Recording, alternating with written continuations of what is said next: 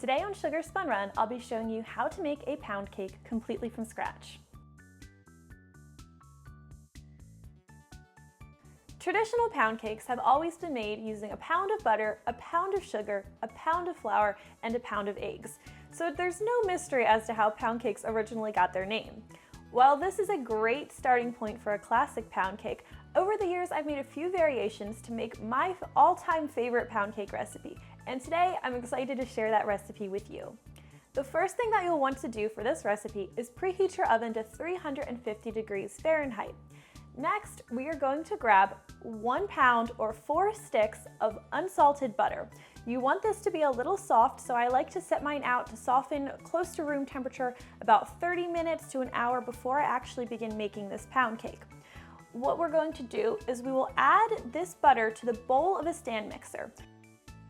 Now, if you don't have a stand mixer, you can certainly use an electric hand mixer instead. You'll definitely want a large bowl because this pound cake recipe makes a lot of batter, but I don't really recommend making this by hand. That's because there's going to be a lot of stirring and creaming involved. That's really important to giving this pound cake the right texture. So if you have a stand mixer, definitely use it.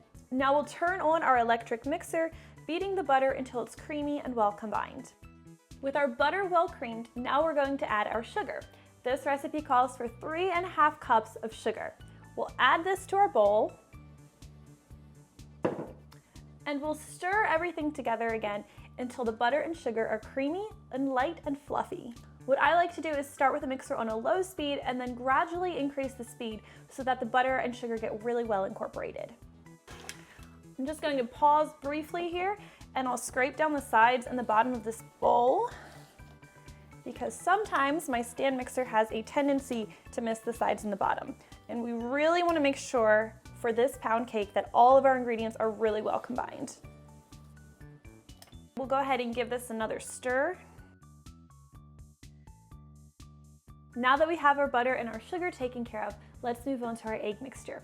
This recipe uses 6 large eggs and 6 large egg yolks. We are going to add our eggs and our egg yolks together in a large bowl, and then we will add a tablespoon of pure vanilla extract and a teaspoon of salt.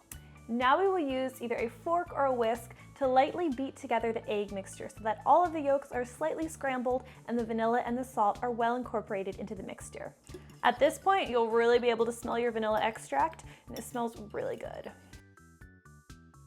All right, now that we have our eggs lightly beaten and our mixture well combined, we are going to add this to our butter and sugar mixture. What you'll need to do is we are going to turn our mixer onto a low stir setting, and we are going to very gradually pour this egg mixture into the batter. What you want is a slow stream pouring into your batter so that as it's being added into the batter, it's being incorporated into the butter and sugar mixture. You don't want to add everything at once. Once that's nicely incorporated, we are going to pause and we are going to scrape the sides and bottom of the bowl again. It's really important when you're making pound cake that your ingredients are really well combined. Once you scrape the bowl, now we are going to stir again and we are going to gradually increase the mixer speed to high. And we're going to let this be on high speed for about 30 seconds to a minute.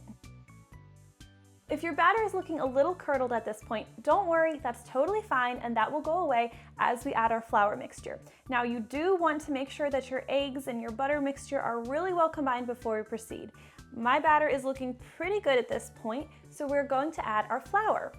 Now for this recipe, you can use either all-purpose flour or cake flour. Whether you are using all-purpose or cake flour for this recipe, you are going to use 3½ cups. We'll turn our mixer to low speed and we will gradually add about 1/4 cup at a time our flour into our batter, stirring until everything is well combined.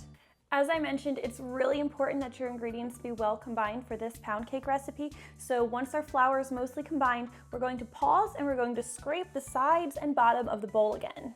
Now we will stir this together again, slowly increasing the speed to medium-high and beating for about another 30 seconds or until we are sure the ingredients are nicely combined. This looks pretty good. So what we are going to do now is we are going to need a 10-inch greased and floured tube pan. You can use a bundt pan if you have one, just so long as the sides are tall enough. As I mentioned, this makes a lot of batter and it will rise some in the oven. You're going to want to make sure that you grease and flour not only the sides and bottom of the tube pan, but also that center ring. This batter is really heavy and it is going to make us a nice, dense cake. I know that a lot of the cake recipes that I share are nice and soft and fluffy, but a good pound cake should be really dense, and this one is going to be just that. I'll use my spatula now to smooth out the surface. Your pound cake is going to need to cook for about 1 hour and 15 minutes in your 350-degree Fahrenheit oven. It is so important that you do not overbake this cake, otherwise it will come out dry. So if your oven runs hot, you are going to want to either make sure your oven's calibrated properly or start checking it sooner. A great way to check if your pound cake is finished baking is to use a long wooden skewer. A toothpick is obviously too short to cut it for this recipe, so I like to use these skewers that are often used for shish kebabs, and you will insert this in the thickest part of your pound cake. And if it comes out with a few moist crumbs, you know it's finished baking. It should not come out with any wet batter. If it comes out clean, it is also finished baking, but I like to pull it out a couple minutes before that when you have a few moist crumbs on your skewer. That way it can finish baking while it's cooling for the best possible pound cake. Now you just want to let your pound cake cool completely before digging in. Once it's ready, now we can go ahead and cut in. Now this pound cake is great on its own, but I also like to add whipped cream and berries to mine. And that is how you make my all-time favorite pound cake recipe. As I hope you guys can see, this is a nice, dense, buttery cake with a tight crumb. It is so good served with or without toppings. I really hope you will try it out, and please let me know what you think.